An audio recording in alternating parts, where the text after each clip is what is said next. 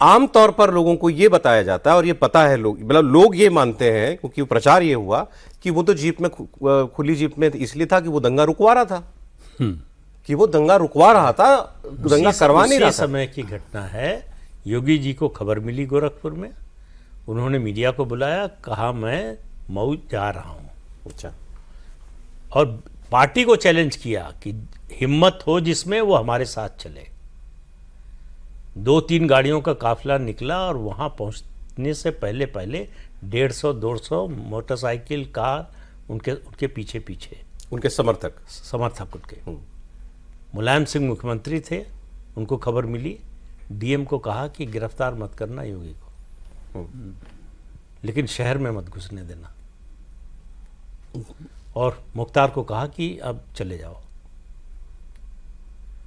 तो मुख्तार क्या कर रहा था सर? वो अरे भाई मशीन गन लगा के जीप पर माइक से जो है वो घोषणा करता हुआ घूम रहा था, मतलब धमकी देता हुआ घूम रहा था। घोषणा क्या, और मुख्तार क्या था, ये किसी से छिपा थोड़े है वो भाई। अगर आर्मी की चुराई हुई एलएमजी जिसके पास हो पकड़ी जाए और जो पकड़े उस पुलिस ऑफिसर को प्रताड़ित किया जाए, तो आप समझिए कि उसका क्या जलवा था, क्या उसका प्रभाव था। तो इसलिए जो है मुख्तार के बारे में आप ईस्टर्न यूपी में किसी से पूछ लीजिए, और खास तौर से आप जो बीजेपी का समर्थक नहीं है उससे पूछ लीजिए।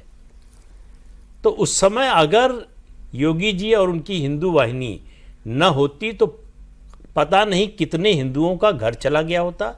आपका घर है, आपके घर में आए, कितने का है, आपने कहा 50 लाख में बनवाया, ये 5 लाख लिखिए, सुबह खाली कर दीजिएगा। ये मुख्तार ऐसे ऑपरेट करता था, वो खुद नहीं जाता था, उसके लोग जाते। हाँ, उसमें तो वो एक ही बात थी कि अगर आप खाली कर देंगे तो आप जिंदा बच जाएंगे, नहीं खाली करेंगे तो मकान भी जाएगा और जान भी जाएगी। वहाँ से सौरभ, गाजीपुर से मुख्तार अंसारी, इलाहाबाद का अतीक अहमद और सिवान सैयद शहाबुद्दीन, ये तीनों एक साथ इकट्ठा होते थे। ये दोनों सिवान आते थे, अतीक अहमद और मुख्तार अंसारी। उसके बाद 7 दिन 8 दिन 10 दिन वहाँ रहना, फिर वहाँ से ये लोग नेपाल के बॉर्डर पे जाते थे। अब इन तीनों का जो नेक्सस था, अब उसमें धर्म का एंगल नहीं था और क्राइम का एंगल नहीं था, तो और क्या था? कहाँ तुम गाजीपुर, कहाँ वो इलाहाबाद, वो सिवान पे जा रहे हो, फिर वहाँ से नेपाल बॉर्डर पे जा रहे हो। नेपाल के बारे में हम सभी जानते हैं कि आई सही है, किस प्रकार का वहाँ पे गढ़ रहा है। तो ये सारी चीज़ें, अच्छा ऐसा नहीं है कि कोई बहुत छिपी हुई चीज़ थी कि उस समय की रिपोर्ट में रहती थी, ये सारी चीज़ें सामने आती थी। लेकिन जो एस्टेब्लिशमेंट था, चाहे बिहार की बात कर लें या यूपी की बात कर लें, वो उन लोगों के लिए सपोर्टिव था। ये सिर्फ क्रिमिनल नहीं थे, कम्युनल भी थे, फुल्ली एंटी नेशनल, कम्युनल नहीं सिर्फ। वो जो सेकुलरिज्म का वो लबादा जैसे उठते थे ना, वो सिर्फ इस लिहाज से कि उनके पॉलिटिक्स को जहाँ तक सूट करता है, उनको पता है कि एकदम तीनों पॉलिटिक्स में आए। हाँ, तीनों पॉलिटिक्स में आए। शहाबुद्दीन आरजेडी से, और ये एक अतीक सपा से, मुख्तार भी तो बदलते भी रहे, बदलते रहे, कभी बसपा कभी सपा।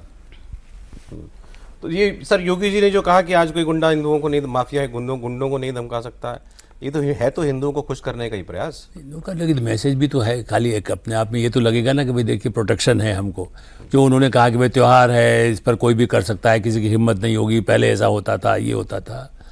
लेकिन सौरभ जी एक बात और ध्यान, पता नहीं आपके उसमें एजेंडे में है कि नहीं, तब इसका तो जाए जो आप जो बोलते हो वो एजेंडा है। नहीं एजेंडा नहीं, मैं कार्यक्रम में आ जाऊँ, कई बार रह जाता है कि केरल में जो किया है विधानसभा में, पता नहीं आप दिन में चर्चा कर चुके हों, केरल में वंदे मातरम पर वो करके मुस्लिम लीग को खुश करने या मुस्लिम को वोट को खुश करने के लिए, जब तमिलनाडु में गाया गया पूरा वंदे मातरम, केरल में मना कर दिया गया और उसको वो डिफेंड कर रही है कांग्रेस पार्टी। मतलब मैं इसको बहुत ही इससे भी भयानक मानता हूँ। धार्मिक आधार, एक संवैधानिक आधार पर राष्ट्रपति की तरफ से जारी आदेश के बाद भी गवर्नर के, विधानसभा के गवर्नर की उपस्थिति में वंदे मातरम न गाने दिया जाए। ये मुस्लिम लीग की सरकार है कि कांग्रेस की सरकार है? कांग्रेस बोले कठपुतली है, कोई विदेशी पाकिस्तान चला रहा है क्या? मैं तो ये कहने को तैयार हूँ, क्योंकि आप ये देखिए कि इसमें तो प्रोटोकॉल है ना, एक मिनिमम तो नहीं है कि आप राज्यपाल आएंगे तो आप खड़े नहीं होंगे। सर इसमें बीजेपी भी चूक गई, बंगाल में भी नहीं हुआ, नहीं हुआ वो बड़े। मेरा सवाल ये है कि तमिलनाडु में हुआ था ना, जो इससे ज्यादा बीजेपी की थी, तो वो हो सकता है वहां पर जो हुआ उस समय मिस हुआ या क्या हुआ, क्या कह रहे हैं? ये तो विधानसभा में नहीं हुआ, विधानसभा के सत्र में नहीं जाने दिया ना। शपथ में शपथ नहीं कह रहा हूँ, यहाँ पर विधानसभा में आज जो हुआ है, आज हुआ है, ये आज की घटना है। नहीं, विजय की शपथ में हुआ है सर। मैं आपको कह रहा हूँ कि अब आप ठीक कह रहे हैं कि केरल में नहीं हुआ। केरल में विधानसभा में स्पीकर ने भी और उसके बाद जो चीफ मिनिस्टर है उसने कहा कि देखिए ये आरएसएस का वंदे मातरम है, हम नहीं, हम आधा ही गाएंगे। अच्छा, ये तो अवमानना की सीमा है ना। अब संवैधानिक पद पर संविधान की शपथ लेकर के स्पीकर और चीफ मिनिस्टर है। देखिए और कोई पार्टी का प्रवक्ता बोलता है, राहुल गांधी बोलता है, राहुल गांधी वैसे तो शपथ वो भी लेते हैं, लेकिन सवाल ये है कि ये कहना कि ये तो भाई उनको मालूम है बंकिम चंद्र चट्टोपाध्याय ने कब लिखा है, 1870 में, जब कांग्रेस थी ना आरएसएस था, और गाया था रविन्द्रनाथ टैगोर ने। तो असर बड़ा जब ये उसके पूरा वंदे मातरम गाया जाएगा, जब ये कहा गया, तो फिर आप याद कीजिए ना उसमें क्या क्या बताया जा रहा था कि नेहरू जी ने तो टैगोर साहब से बात की थी, टैगोर ने कहा था आगे वाले ना गाए जाएं स्टैंजा। वो कहा से नहीं, इसको जस्टिफाई किया जा रहा था कि ना गाना, तो टैगोर साहब भी मान गए थे कि नहीं चलो अब पूरा गाने की जरूरत उसका नहीं। तर्क ये दिया गया कि अगर उसको छोड़ देंगे तो जिन्ना साथ आ जाएंगे। बस ये था जिन्ना को मनाने का ये तरीका है, लेकिन जिन्ना ने तो उसको भी स्वीकार नहीं किया।